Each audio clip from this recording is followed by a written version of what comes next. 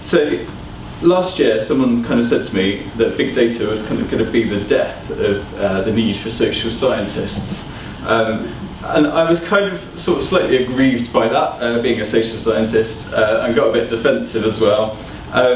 But I'm also a bit of an opportunist as well, so I was kind of thinking, actually, maybe I shouldn't be a social scientist, maybe I should be doing something else. So I kind of thought, okay, this is an interesting concept. Why are people saying this? And actually, people have gone even further than that to say that big data could even be the death of scientific theory and the need for scientific theory, because you can gain insights from the data without necessarily having to understand why things are happening the way they are happening and what's producing the data that you're seeing. You're just looking at the insights that people are getting from the data and using that. Big data is kind of a new discipline. It's an emerging discipline. It brings together a whole bunch of other disciplines together in one space, and it certainly brings a whole bunch of new people to the study of human behaviour, which is really exciting. But there is a little bit of a danger there that we're kind of chucking out the baby with the bathwater by saying that we don't need theory anymore. So hopefully I can go on to explain why I think that. And these new disciplines are coming together, as we've seen this morning. I mean, by bringing all these disciplines together, you suddenly need these people who can sort of bridge some of these disciplines, and this hybrid researcher is kind of coming up as an interesting area from this morning. And it brings new opportunities, new ways to do experimentation in the human sciences. But it also sort of brings along some new standards, and people are looking at whether you can relax the need for causation, and you're actually looking at correlations between data, and that's enough. So all of these questions are sorts of things that I'll explore through the examples.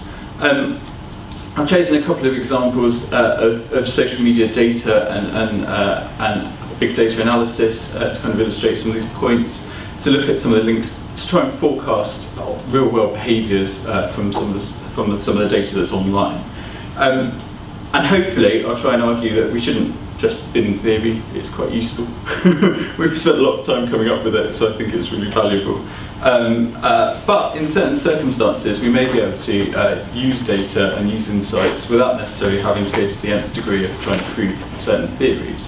And particularly that's useful in the commercial space, for example in supermarkets, where people are looking at all of the products that people are buying and the relationships between those products in terms of the correlations between who bought what and what else did they buy.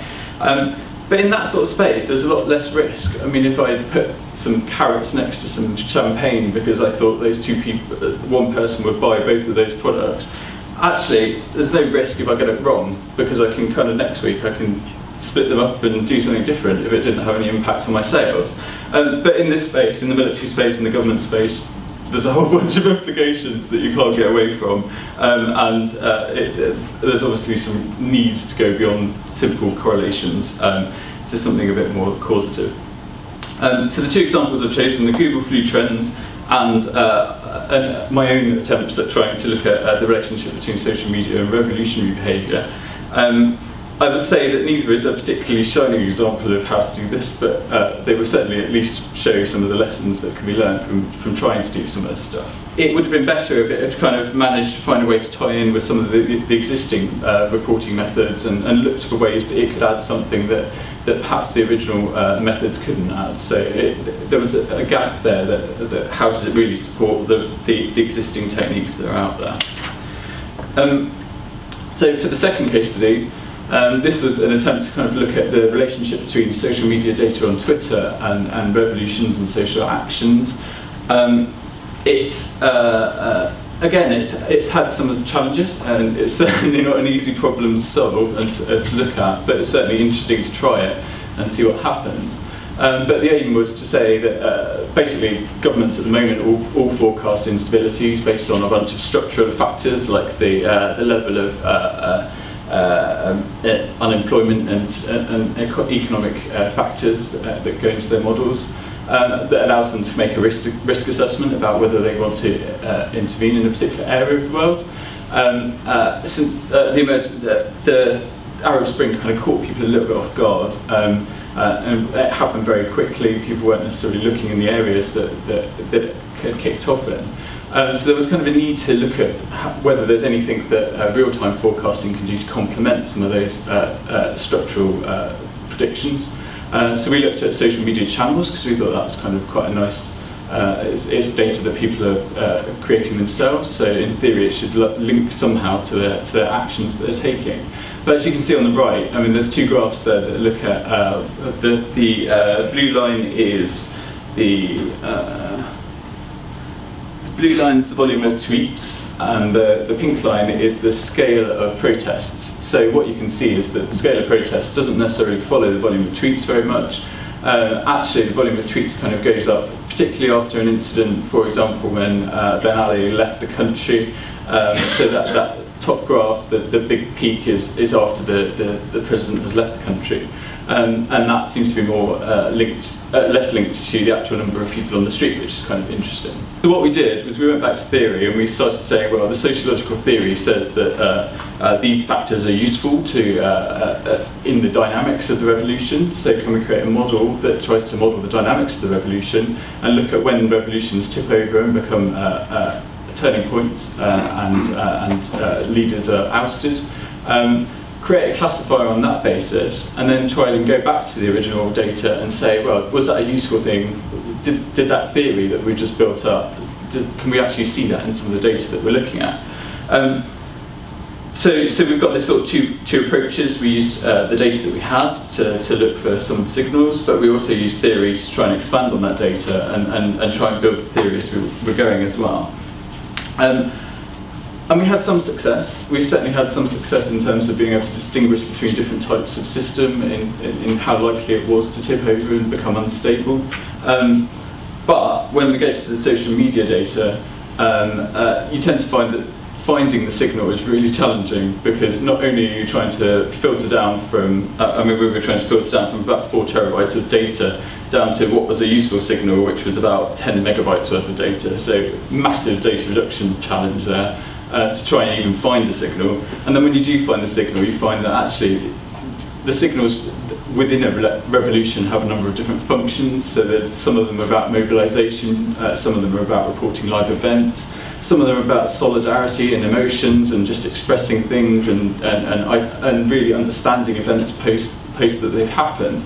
And they all have different amounts of predictive power in terms of trying to forecast those things, trying to forecast a revolution before it's happened. So it was really challenging. We had the benefit of at least, like, the revolution has already happened, so we kind of knew which hashtags we were kind of looking for to start with, which really helps actually. We did try it without, but actually once you know where the signals are, it really does make a huge difference. And we did see on those particular signals that there was a relationship there. So then the next problem becomes how do you identify these signals before they arise in real world? And that's a problem that we didn't manage to solve particularly. But in terms of lessons, we certainly built a model based on case studies and theory and the data that we did have, and whether there was a relationship to the outcomes. There's an awful lot of noise to get rid of, so filtering was a real key thing that we had to kind of overcome and understand how to filter down to things, and we used a number of different approaches to trying to filter that down.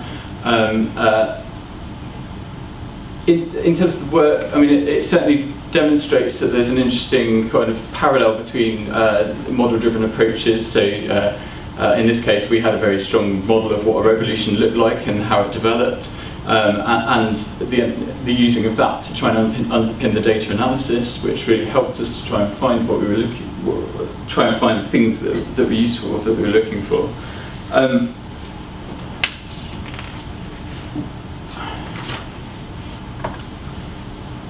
So I think in terms of what I would summarise up, in terms of common misconceptions that people have about big data, and I think they do need challenging a little bit sometimes. People often think that big data, because it's big and it has lots of data, that it's a complete description of a system. Big data is only ever a sample. It's the number of people on social media are a sample of the total population. Not everyone's on social media. Therefore, you have to understand the samples and the biases within the samples if you're going to get out something useful. In terms of correlations, correlations can be a bit spurious, so don't rely on your correlations, unless it's kind of a low risk thing that actually you're just an insight that you can change and adapt as you go. Correlation might be perfectly good enough for that, but actually when you're making real insights that change people's lives, I think you need to try and go for something a bit more complicated than that. There's certainly still the need for experts to interpret the data, and we had 2 talks this morning that were both highlighting the need for interdisciplinary research and interdisciplinary people and leaders in that space to try and bring people together and talk the right talk and find the information that they're looking for. Don't throw away the model. I think everyone's got one. It's really important when you do have a model to be really open about what you've put into the model, what you put in terms of assumptions, because then you've opened them up to criticism. People can discuss them, people can challenge them, and you'll move things forward in a better way. And you really need some sort of iterative approach here. You're kind of talking, although we're talking about the social media space, it's so dynamic, and the model's changing underneath, the variables that you're looking at are changing underneath, that actually you need to be really agile to that. So you need a more iterative theory generation kind of approach, something a bit more like grounded theory, where you're kind of building your theory as you're going, and you can stop at any point when you think that you've described enough of the system to be useful. So that sort of approach, I think, is probably the best approach for that.